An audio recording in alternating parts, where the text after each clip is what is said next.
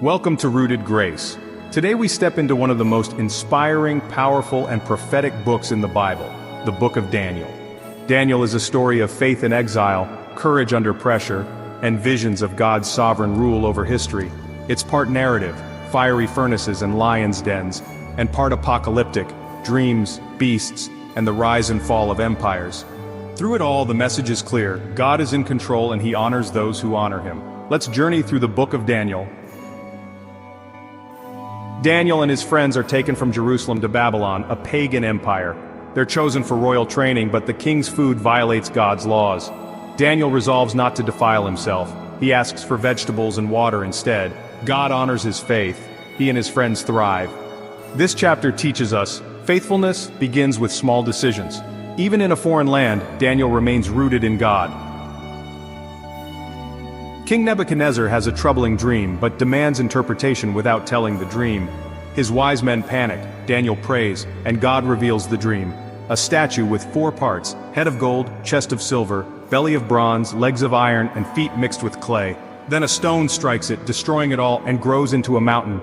Daniel explains, the statue represents empires. The stone is God's kingdom, eternal and unstoppable. God alone reveals mysteries. God alone rules history. They're thrown into the fire, but a 4th figure appears with them. They walk unharmed.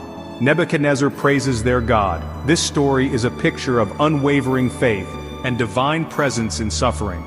God doesn't always save us from the fire, but He meets us in it.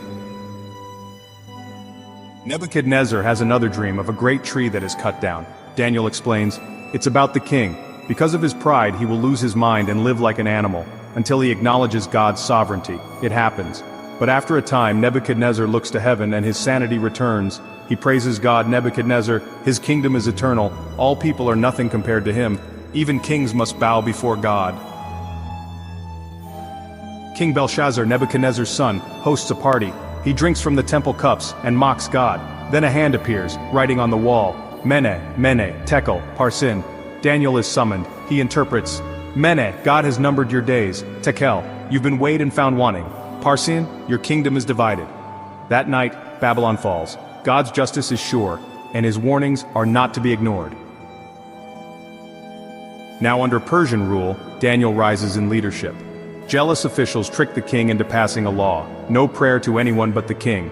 Daniel continues to pray, 3 times a day. He's thrown into the lion's den, but God shuts the mouths of the lions. The next morning, Daniel is alive, the king rejoices, and Daniel is promoted again. This chapter teaches us, prayer is powerful, integrity matters, and God protects His faithful ones.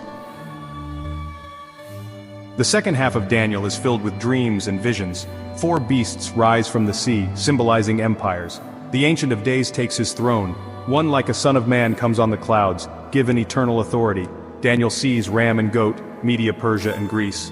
Little horns, persecuting kings, 70 weeks of years, pointing to the Messiah and end times.